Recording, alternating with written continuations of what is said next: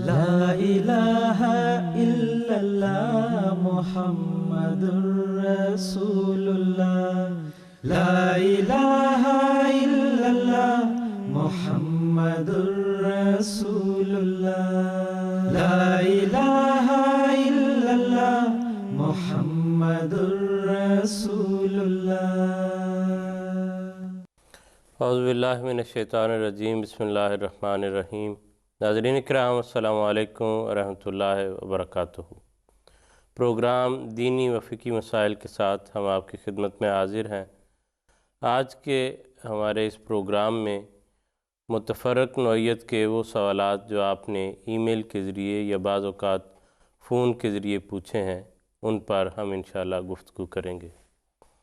آج کے اس پروگرام میں ہمارے پاس جو سوالات ہیں اس میں عزیز دانیال احمد اور عصمت مریم صاحبہ،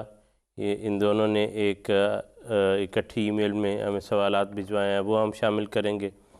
اس کے بعد جو ہے سائمہ طاہر صاحبہ نے لاہور سے ہمیں سوال بھجوائے ہیں، ان پر بھی ہم کوشش کریں گے کہ اس پروگرام میں اگر گفتگو ہو سکے تو ان کو بھی شامل کر لیا جائے۔ آج کے اس پروگرام میں سوالات کے جواب دینے کے لیے جو علماء کرام یہاں ہمارے اسٹوڈیو میں تشریف رکھتے ہیں، اس میں مکرم محترم مولانا ظہیر احمد خان صاحب اور مکرم محترم مولانا منصور احمد ضیاء صاحب شامل ہیں۔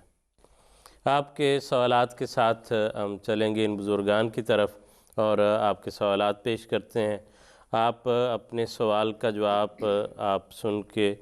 تو اگر اس سے کوئی مزید سوال پیدا ہوتا ہے یا کوئی ایسی بات جس کو ہم ٹھیک طرح سے سمجھ نہیں سکے تو آپ دوبارہ بھی ہمیں لکھ کے بھجوا سکتے ہیں۔ ہم انشاءاللہ آئندہ کسی پروگرام میں اس پر مزید بھی آپ کی ضرورت کے مطابق گفتگو کر لیں گے، اور آپ کے پوچھنے سے جہاں آپ کو فائدہ ہوتا ہے وہاں اور بھی ایم ٹی اے کے بہت سے جو ناظرین ہیں ان تک بھی وہ بات پہنچتی ہے اور وہ بھی اس سے فائدہ حاصل کر سکتے ہیں۔ درسا آج کا یہ سوال پہلا جو ہے یہ عزیز دانیال احمد اور عصمت مریم صاحبہ، یہ دونوں بہن بھائی ہیں، انہوں نے ایک ای میل میں ہمیں کچھ سوالات،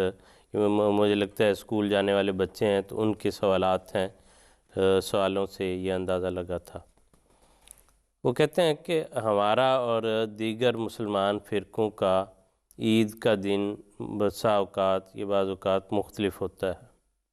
کہتے ہیں عید الفطر کے بارے میں تو ہم نے اپنے ساتھی طلباء کو اسکول میں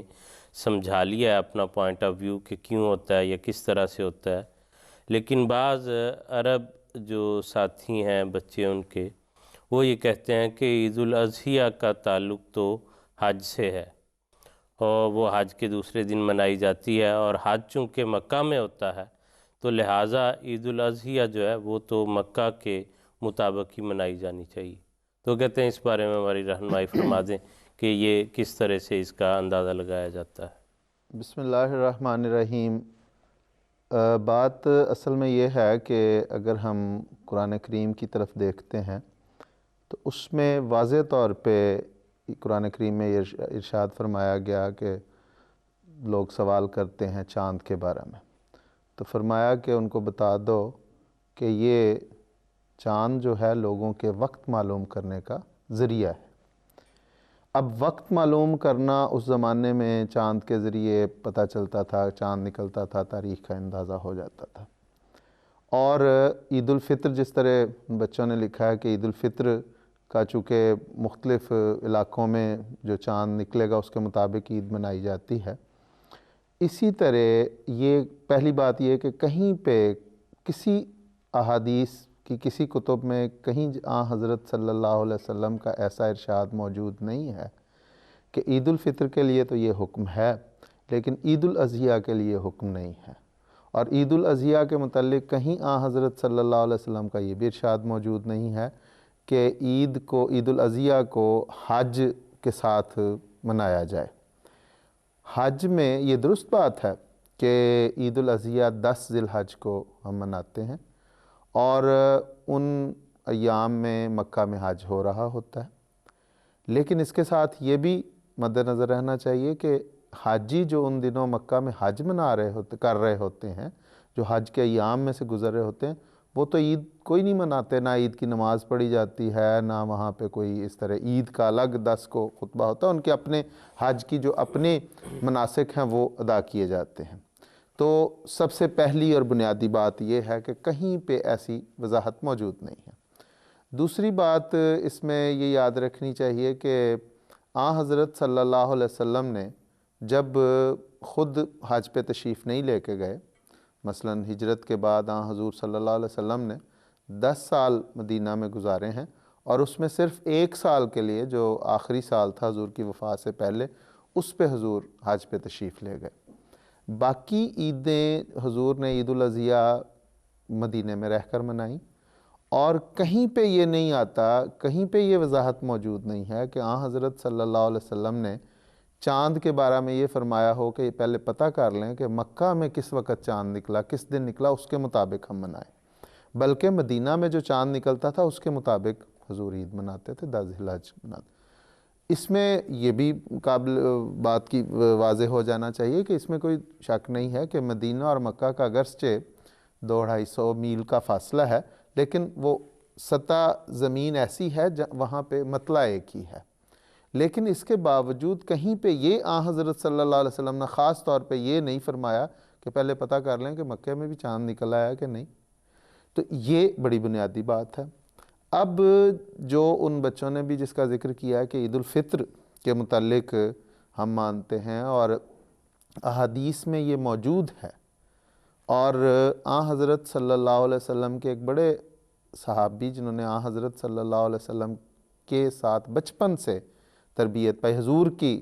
پرورش میں جو بڑے ہوئے، حضرت ابن عباس رضی اللہ تعالیٰ عنہ، جن کے متعلق حضرت صلی اللہ علیہ وسلم نے انہیں دعا دی کہ اللہم فقہہ فی الدین، دین کی سمجھ بوجھ اسے عطا کر۔ انہوں نے کسی اس بعد میں ایک تابعی جب حضرت امیر معاویہ کا زمانہ حکومت تھا، تو اس زمانے میں ایک تابعی شام میں کسی کام کے لیے گئے، اور وہاں پہ انہوں نے جمعہ والے دن رمضان کا آغاز کیا۔ جب وہ واپس آئے تو حضرت ابن عباس رضی اللہ تعالیٰ عنہ کے ساتھ ان کی گفتگو ہوئی، اور انہوں نے پوچھا کہ آپ نے کس دن یہاں پہ رمضان کا آغاز کیا؟ تو حضرت ابن عباس رضی اللہ تعالیٰ عنہ نے فرمایا کہ ہم نے تو ہفتے والے دن اس کا آغاز کیا۔ تو اس جو تابعی تھے انہوں نے پوچھا کہ ہم نے تو وہاں پہ جمعہ والے دن آغاز کیا تھا، تو کیا حاکم وقت جو ہے، جو امیر ہے شام میں، اس کا چاند دیکھنا کافی نہیں ہے؟ تو حضرت ابن عباس رضی اللہ تعالیٰ عنہ نے واضح طور پر فرمایا کہ نہیں، ان کا چاند دیکھنا ہمارے لیے کافی، کیونکہ حضرت صلی اللہ علیہ وسلم نے فرمایا کہ ہر علاقے کے لوگ جو ہیں وہ اپنا چاند دیکھ کے رمضان کا آغاز کریں اور اس کے مطابق ہی وہ مہینے کا آغاز کریں۔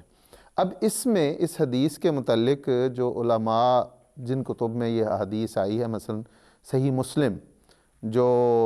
صحیحین میں سے دوسری کتاب کہلاتی ہے، پہلے امام بخاری کی کتاب صحیح بخاری ہے، پھر امام مسلم کی کتاب صحیح مسلم ہے، اس میں اس حدیث کو بیان کیا گیا ہے، اور اس پہ امام مسلم نے بڑا خوبصورت باب باندھا ہے۔ جب عنوان باب کسی حدیث کو بیان کرنے کے لیے باندھا جاتا ہے تو وہ دراصل امام کا اپنا نقطہ نظر وہ ہوتا ہے، یا علماء کا وہ نقطہ نظر ہوتا ہے۔ تو اس پہ جو انہوں نے باب باندھا ہے وہ یہ ہے کہ اَنَّا لِكُلِّ بَلَدٍ رُؤْيَتَهُمْ وَأَنَّهُمْ إِذَا رَأَى الْهِلَالَ بِبَلَدٍ لَا يَثْبُتُ حُكْمُهُ لِمَا بَعُدَ عَنْهُمْ، کہ ہر علاقے کی ایک چاند دیکھنے کی ایک رویت ہوتی ہے، ایک وہاں انہیں چاند نظر آتا ہے، اور جب وہ وہاں پہ چاند دیکھ لیتے ہیں تو ان کا چاند دیکھا ہوا جو اس کے دور کے علاقے ہیں ان کے لیے وہ کافی نہیں ہے، ان کے لیے وہ ایسا حکم نہیں رکھتا کہ اس کو وہ دوسرے علاقوں کے لوگ بھی اسی دیکھے ہوئے چاند کو کی اتباع کریں۔ تو ہر بلد، ہر علاقے کی اپنا ایک مطلع ہوتا ہے جس پہ چاند طلوع ہوتا ہے۔ اب اس حدیث میں یا اس عنوان باب میں علماء نے کہیں پہ یہ بحث نہیں کی کہ یہ صرف رمضان یا عید الفطر کے لیے، بلکہ جس طرح میں نے بالکل شروع میں کہا کہ قرآن کریم نے واضح طور پہ فرمایا ہے کہ چاند تو سارے سال کے مہینوں کا پتہ کرنے کے لیے ایک ذریعہ ہے، تو جس طرح یہ حکم رمضان اور عید الفطر کے لیے آئے گا، اسی طرح یہ حکم حج کے لیے بھی ہے۔ اور پھر اگر ہم یہ ایک تصور کریں کہ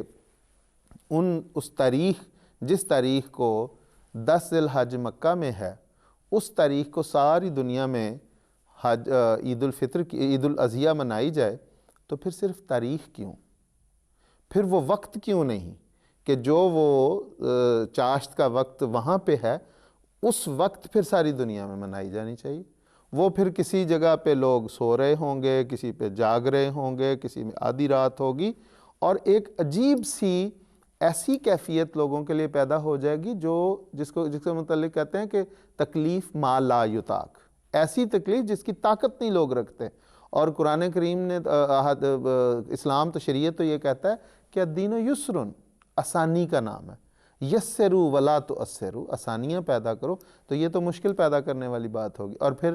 ایسے وقت میں وہ بھی نماز آ جائے گی جس کے متعلق حضرت صلی اللہ علیہ وسلم نے بعض علاقوں میں ایسے وقت میں آئے جس کے متعلق صلی اللہ علیہ وسلم کا واضح حکم ہے کہ اس میں کوئی نماز نہیں پڑھنی، مثلا فجر پڑھنے کے بعد سورج طلوع ہونے تک کوئی نماز، نفل نماز پڑھنے کا اجازت نہیں ہے۔ اسی طرح عصر نماز پڑھنے کے بعد، نماز عصر کی ادائیگی کے بعد سورج غروب ہونے تک حضرت صلی اللہ علیہ وسلم نے ہر قسم کی نفل نماز پڑھنے سے منع فرمایا۔ تو بعض ایسے علاقے ہوں گے جہاں پہ عید کا وہ وقت اگر ہم مکہ کے ساتھ منائیں تو وہ آ رہا ہوگا۔ تو یہ ساری باتیں ایسی ہیں جو اگر ہم اس پر غور کریں تو یہ دراصل آسانی اور بہتری یہی ہے کہ ہر علاقے کے لوگ اپنا چاند دیکھ کے اس کے مطابق ذو الحج کا آغاز کریں گے، اور ان کے چاند کے مطابق، نکلے ہوئے چاند کے مطابق جب 10 ذی الحج ہوگا تو اس دن وہ عید منائیں۔ اور یہ ایک جذباتی خیال تو ہو سکتا ہے کہ جی دیکھیں مکہ جو ہے وہ مرکز ہے تو اس کے ساتھ منانا چاہیے اور اس کے ساتھ ملنا چاہیے، اتحاد ہوتا ہے، یگانگت ہوتی ہے، لیکن عملی طور پر تو ممکن نہیں۔ جیسے آپ نے ذکر فرمایا کہ وہ 10 ذی الحج اگر وہاں پر ہے تو کئی علاقے ایسے ہوں گے جہاں پر وہ وقت گزر کے اگلی تاریخ میں داخل ہو چکا ہے، بالکل درست۔ زمین کے دوسرے حصوں میں، تو ان کی مطابقت ہو ہی نہیں سکتی۔ اور دوسری چیز خان صاحب، یہ تو ہم آج کے اس دور میں یہ بچے جن کا یہ سوال ہے، جن کے ساتھی یہ بحث کرتے ہیں، آج کے دور میں یہ بات کر رہے ہیں جب سیٹلائٹ سے، فون سے، انٹرنیٹ سے یہ پتہ چل جاتا ہے کہ وہاں پر چاند نظر آ گیا ہے، وہاں پر یہ تاریخ ہے، وہ اس وقت منا رہے ہیں۔ اب شریعت تو جو جب حضور صلی اللہ علیہ وسلم تشریف لائے اس کو بیان کیا، اس کے بعد سے قیامت تک یہ قائم رہنے والی ہے۔ بالکل۔ یہ ذرائع آج جو ہیں بہت سے لوگوں کو آج بھی میسر نہیں ہے، اور بالفرض یہ مفقود ہو جاتے ہیں۔ آج جو ہے یہ سسٹم کسی وجہ سے انسان کے جو ہے وہ اپنے ایک اور دور میں لوٹ آتا ہے۔ جی بالکل۔ تو پھر کس طرح سے پتہ کریں گے کہ اب مکہ میں وہ چاند نظر آ گیا ہے یا نہیں، وہاں پر عید آج ہو رہی ہے کہ نہیں؟ وہ کون بتائے گا، کون جائے گا اس کی خبر لینے؟ تو اس لیے یہ چیزیں ممکن نہیں ہیں۔ اس لیے جذباتی طور پہ صرف یہ تصور پیدا کرنا کہ اس سے بڑا اتحاد اور یگانگت ہوگی۔ دیکھیں ہماری جماعت میں اللہ کے فضل سے بہت اتحاد اور یگانگت ہے، ایک آواز پر لبیک کہنے والے ہیں، لیکن یہ کبھی جو ہے ہمارے مرکز سے، حضرت صاحب کی طرف سے، خلیفۃ المسیح کی طرف سے یہ کبھی نہیں کہا گیا کہ چونکہ آج ہم لندن میں یہاں عید منا رہے ہیں تو سارے احمدی دنیا میں اس کے مطابق عید منائیں، کیونکہ حقیقت کے مطابق اور جو شریعت کی تعلیم ہے وہ تو وہی آواز دیں گے، نہ کہ کوئی جذباتی جو ہے وہ رنگ پیدا کر کے۔ اور پھر اس میں جو بات آپ نے بڑی خوبصورت بات ہے کہ آج تو یہ ذرائع میسر ہیں، حضرت صلی اللہ علیہ وسلم کے زمانے میں نہیں تھے، ٹھیک ہے، اور صحابہ دور دور تک گئے۔ حضرت معاذ بن جبل کو حضور نے یمن بھجوایا اپنی زندگی میں ہی، اور بہت ساری نصیحتیں فرمائیں۔ کہیں یہ نہیں فرمایا کہ دیکھو میں تمہیں بھیج رہا ہوں تو عید جو ہے، عید الفطر یا عید الاضحیٰ تم نے اسی کے ساتھ کرنی جو مکہ کے ساتھ ہے، یا جب ہم کریں،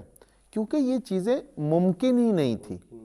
اور ممکن ہوتی بھی تو یہ وہ فلسفہ ہے ہی نہیں۔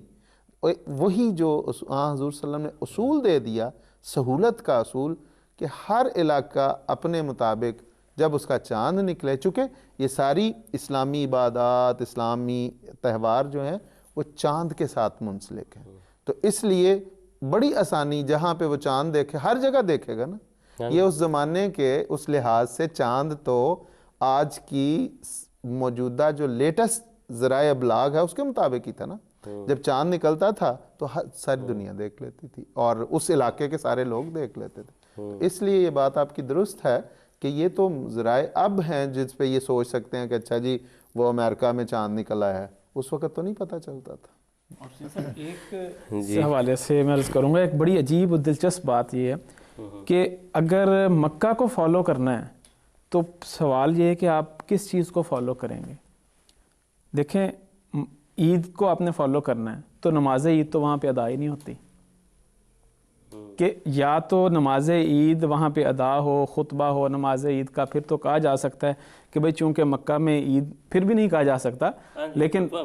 فرض کر لیں تو پھر بھی عید چونکہ اس دن ہوتی ہی نہیں ہے بلکہ صرف قربانیوں کا دن ہے, قربانیاں کی جاتی ہیں, کوئی عید کی نماز نہیں ہوتی, کوئی خطبہ نہیں ہوتا. صرف عید کی نماز اور خطبہ صرف ان علاقوں کے لیے ہے جہاں پہ حج نہیں ہو رہا.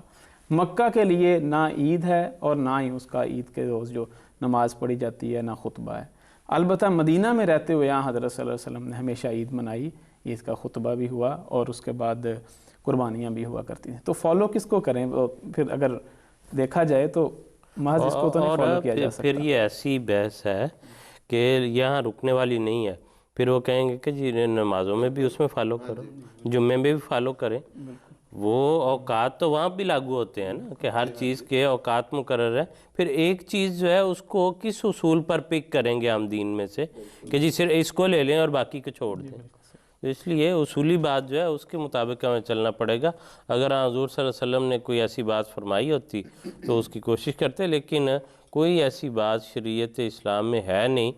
کہ جس کا عمل کرنا انسان کے لیے ممکن نہ ہو یا اس کے بس میں نہ ہو. اس لیے ہر انسان کو, اور وہ خدا جو ہر جگہ موجود ہے, جس نے ایک کائنات کا نظام چلا رکھا ہے, اس کے مطابق ساری عبادات کا حکم دیا گیا ہے اور ہم احمدی الگ فضل سے اسی کے مطابق جو ہے وہ عمل کرتے ہیں. آگے چلتے ہیں. ان کا دوسرا سوال جو ہے منصور صاحب وہ یہ تھا کہ اگر دعائے قنوت پڑھنا بھول جائیں, یعنی وطر کی نماز میں جیسے تیسری رکعت میں دعائے قنوت پڑھنے کا حکم ہے, تو کہتے ہیں تو کیا دوبارہ وطر پڑھنے چاہیے یا سجدہ سہو کر کے دعائے قنوت پڑھ لی جائے؟ جیسے ان کا سوال تھا وہ میں نے آپ کی خدمت میں عرض کر دیا. سجدہ سہو تو اس لیے مقرر کیا گیا کہ نماز میں اگر کوئی غلطی ہو جاتی ہے تو اس کا ایک طرح سے کفارہ ہے یا اس غلطی کے تدارک کے لیے سجدہ سہو کیا جاتا ہے, اور اس میں اس بات کا اقرار ہوتا ہے کہ غلطی سے پاک صرف خدا تعالیٰ کی ذات ہے, اور سبحان ربی الاعلیٰ پڑھا جاتا ہے جو سجدے کی مقررہ تسبیحات ہیں. تو اس میں یہ بات بھی تھوڑی سی وضاحت طلب ہے کہ بعض لوگ یہ خیال کرتے ہیں کہ سجدہ سہو صرف ایک سجدے کا نام ہے اور ایک سجدہ کر کے تو وہ ختم کر دیتے ہیں اپنی نماز. ایسے نہیں ہے, بلکہ سجدہ سہو دراصل 2 سجدوں کو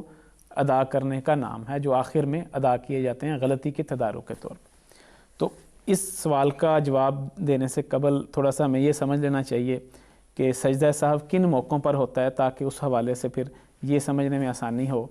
کہ وطر اگر بھول جائیں تو ان میں سجدہ سہو کرنا ہے یا نہیں کرنا, یا وطر میں دعائے قنوت دوبارہ پڑھنی ہے یا نہیں پڑھنی. تو اس حوالے سے یہ میں عرض کروں گا کہ نماز کے بنیادی طور پر 3 حصے کیے جاتے ہیں,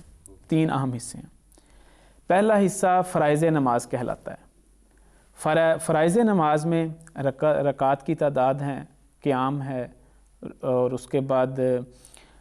سجدے ہیں, پھر آخری قعدے میں جب بیٹھتے ہیں تو وہ سارا اس میں فرائض میں شامل ہو جاتا ہے. اگر فرائض میں سے کوئی چیز رہ جائے, کوئی رکن ادا ہونے سے رہ جائے, تو اس کے متعلق یہ حکم ہے کہ آپ نے وہ رکن بھی ادا کرنا ہے اور پھر آخر میں غلطی کے تدارک کے لیے 2 سجدے بھی کرنے ہیں, اس کے بعد پھر سلام پھیرنا. مثلا اگر کسی کا کوئی سجدہ رہ گیا فرض کر لیں, تو سجدہ رہنے کی صورت میں اس کو آخر میں سجدہ بھی کرنا ہوگا جو اس کا سجدہ چھوٹ گیا ہے, اور پھر 2 سجدہ سہو بھی کر کے اس غلطی کا تدارک کرنا ہوگا۔ حدیث میں آتا ہے کہ حضرت صلی اللہ علیہ وسلم نے ایک مرتبہ عصر کی نماز پڑھا رہے تھے، تو 2 رکعت پڑھائی آپ نے اور سلام پھیر دیا۔ تو اب صحابہ نے، ایک صحابی تھے، انہوں نے جرأت کر کے پوچھا کہ یا رسول اللہ انسیتا، کیا آپ بھول گئے ہیں؟ ہم کو صرف یا نماز مختصر کر دی گئی، اللہ تعالیٰ کی طرف سے کوئی حکم آ گیا کہ اس کی اتنی 4 کی بجائے 2 رکعت پڑھا کریں؟ تو آنسو نے فرمایا نہ تو میں بھولا ہوں اور نہ ہی کوئی ایسا حکم آیا، لیکن میرے علم میں تو نہیں کوئی ایسی کوئی بات ہوئی۔ تو صحابی نے عرض کیا یا رسول اللہ کچھ تو ہوا ہے جس میں کوئی تبدیلی ہوئی ہے۔ تو آنسو نے باقی صحابہ سے پوچھا، تو باقی صحابہ نے سب نے عرض کیا بڑے ادب سے کہ یا رسول اللہ جی 2 رکعت آپ نے پڑھائی ہیں۔ تو اس پر حضرت صلی اللہ علیہ وسلم نے 2 رکعت جو رہتی تھیں وہ ادا کروائیں، باجماعت پڑھائیں اور آخر میں 2 سجدے کیے۔ تو اس سے یہ پتہ لگا کہ فرض چیز اگر رہ جائے تو پھر وہ رکعت یا وہ جو بھی رکن ہے وہ رکن بھی دوبارہ ادا کریں گے اور آخر میں 2 سجدے بھی کریں گے۔ دوسرا نماز کا جو اہم حصہ ہے وہ واجبات نماز کہلاتا ہے۔ واجبات نماز وہ کام ہیں جن کا کرنا تو بہت ضروری ہے، لیکن اگر وہ رہ جائیں، چھوٹ جائیں کسی وجہ سے، بھول جاتا ہے انسان، تو پھر ان کا دہرانا ضروری نہیں ہے۔ اس کے بدلے میں محض آخر میں 2 سجدہ سہو کر لیے جائیں تو اس سے غلطی کا تدارک ہو جاتا ہے۔ اس میں سورۃ فاتحہ پڑھنا ہے، مثلا رکعت کی ہر رکعت میں جو سورۃ فاتحہ پڑھی جاتی ہے، ضم سورت کی جاتی ہے، پھر درمیانی قعدہ ہے جو 2 رکعت کے بعد جب بیٹھا جاتا ہے۔ تو یہ واجبات نماز میں سے ہیں، اور ان کے بارے میں اگر بھول ہو جائے، کوئی غلطی ہو جائے، تو پھر ان کو دوبارہ دہرانا نہیں ہے بلکہ آخر میں 2 سجدہ سہو کرنے۔ حدیث میں ایک مثال ملتی ہے کہ حضرت صلی اللہ علیہ وسلم نے ظہر کی نماز پڑھائی اور 2 رکعت کے بعد جو درمیانی قعدہ تھا، یعنی کہ بیٹھے نہیں بلکہ مسلسل بیٹھے بغیر 4 رکعت اکٹھی پڑھا دیں، اور آخر میں سلام پھیرنے سے قبل 2 سجدہ سہو کیے۔ تو اس طرح حضرت صلی اللہ علیہ وسلم نے اس کو دہرایا نہیں دوبارہ، قاعدے کو دوبارہ نہیں دہرایا بلکہ صرف سجدہ سہو کر لیا۔ نماز کا جو تیسرا حصہ ہے وہ سنن نماز کہلاتا ہے، نماز کی سنتیں یا مستحبات نماز بھی اس کو کہا جاتا ہے، یعنی وہ باتیں جو پسندیدہ ہیں، اگر کر لی جائیں تو خدا تعالیٰ ان کا ثواب دیتا ہے، اور اگر نہ کی جائیں تو ان کا گناہ نہیں ہوتا۔ ان میں یہ بھی شامل ہے کہ اللہ اکبر کہنا، رکوع میں جاتے وقت اللہ اکبر کہنا، اٹھتے وقت سمع اللہ کہنا، سمع اللہ لمن حمدہ کہنا، تو اسی طرح سجدے کی تسبیحات ہیں۔ تو یہ وہ چیزیں ہیں کہ اگر رہ جائیں تو ان پر کسی قسم کا نہ تو سجدہ سہو واجب ہوتا ہے اور نہ ہی اس کو دہرانا ہوتا ہے۔ اب ہم دیکھتے ہیں کہ جو سوال پوچھا گیا ہے کہ دعائے قنوت پڑھنا ضروری ہے یا دعائے قنوت اگر رہ جاتی تو پھر کیا کرنا ہے، تو احادیث میں ہمیں کوئی ایسی بات نہیں ملتی کہ جس سے یہ پتہ لگے کہ اگر دعائے قنوت رہ جائے تو اس کے بدلے میں سجدہ سہو کرنا ہوتا ہے یا اس کو دوبارہ کسی وقت میں پڑھنا ہوتا ہے۔ اور اس میں گویا کہ 2 صرف باتیں ایسی ہیں، فرائض نماز اور واجبات نماز، کہ اگر ان دونوں میں سے کوئی حصہ رہ جائے تو پھر آپ نے سجدہ سہو کرنا ہے ورنہ نہیں کرنا۔ لیکن اس میں یہ بھی میں عرض کروں گا کہ اس میں یہ بات غور طلب ہے کہ کوئی یہ نہ سمجھ لے کہ دعائے قنوت پڑھنا ضروری نہیں ہے اور ٹھیک ہے جان بوجھ کے چھوڑ دیں اور چلتے جائیں۔ اس کو حضرت صلی اللہ علیہ وسلم نے پڑھا ہے، خود بھی پڑھا، صحابہ بھی پڑھا کرتے تھے، اور بلکہ حضرت مسیح موعود علیہ السلام نے بہت پسند فرمایا۔ ایک مرتبہ حضرت پیر سراج الحق نعمانی صاحب رضی اللہ تعالیٰ عنہ نے حضرت مسیح موعود علیہ السلام کے پاس تشریف رکھتے تھے، بیٹھے تھے، پوچھا کہ حضور بعض لوگ یہ کہتے ہیں کہ یہ دعائے قنوت ہم نماز میں وتر میں پڑھتے ہیں، اس کی کوئی سند نہیں ملتی، بڑی کمزور روایت ہے، تو اس کے بارے میں آپ کا کیا فیصلہ ہے؟ تو حضرت مسیح موعود علیہ السلام نے ان کو جواب دیا کہ دیکھیں یہ جو دعا ہے اتنی پاکیزہ دعا ہے، اتنی حمد سے بھری ہوئی دعا ہے کہ یہ سوائے اس ذات اقدس کے جس کے دل میں ہر وقت خدا تعالیٰ کی حمد رہتی تھی، اس کے علاوہ کسی کے منہ سے یہ الفاظ نہیں نکل سکتے، اس لیے یہ دعا ضرور پڑھنی چاہیے۔ لیکن پڑھنے کے باوجود یہ ان فرائض میں سے نہیں ہے کہ جس کے نتیجے میں آپ کی نماز نہیں ہوگی یا وتر نہیں ہوں گے یا ان کے بدلے میں سجدہ سہو کرنا پڑے گا۔ جزاک اللہ منصور صاحب، جیسے منصور صاحب نے ذکر فرما دیا کہ دیکھیں ہم جب پوچھا گیا ہے تو ہم بات کو علمی لحاظ سے، دینی لحاظ سے پوری بات کو بیان کرنے کی کوشش کرتے ہیں کہ جو اس کی علمی بحث ہے وہ بھی آپ کے سامنے آ جائے. لیکن اس سے جیسے انہوں نے پہلے بیان فرمایا کہ قطعاً یہ مراد نہیں کہ اب جی اس کے بعد سے چھٹی ہے، گویا کہ وہ دینی فقی مسائل والوں نے بتایا کہ دعائے قنوت نہ پڑھیں تو کوئی غرض نہیں، خیر ہے چھوڑ دیں. یہ مقصد نہیں ہے. یہ ہے کہ کسی سے بھول کے رہ جاتی ہے تو اس بارے میں شریعت کے کیا احکامات ہیں، پھر کیا کرنا چاہیے، وہ بات جو ہے وہ ہم نے آپ کی خدمت میں عرض کی ہے. لیکن جو شخص اپنے فرائض کے بعد سنتیں ادا کرنے کے بعد وطر پڑھنے کے لیے کھڑا ہے ثواب کی غرض سے، وہ یقیناً کبھی نہیں یہ چاہے گا کہ وہ اس میں سے مختلف چیزیں جو ہے چھوڑتا جائے کہ اس سے کوئی فرق نہیں پڑتا، اس سے کوئی فرق نہیں پڑتا، اس سے کوئی فرق نہیں پڑتا. یقیناً جو نیکی کے لیے کھڑا ہے، ثواب کے لیے کھڑا ہے، وہ تو چاہے گا کہ جو ایسی چیزیں ہیں میں ان کو کوشش کر کے ضرور شامل کروں، اور کرنا چاہیے. پنجابی کا ایک محاورہ ہے کہ جتنا گڑ ڈالو گے اتنا میٹھا ہوگا. جی تو بالکل. نوافل تو ویسے ہی حضرت صلی اللہ علیہ وسلم نے فرمایا کہ نوافل تو ایسی چیزیں ہیں جو دراصل فرائض کی حفاظت کرتے ہیں اور جو کمیاں رہ جاتی ہیں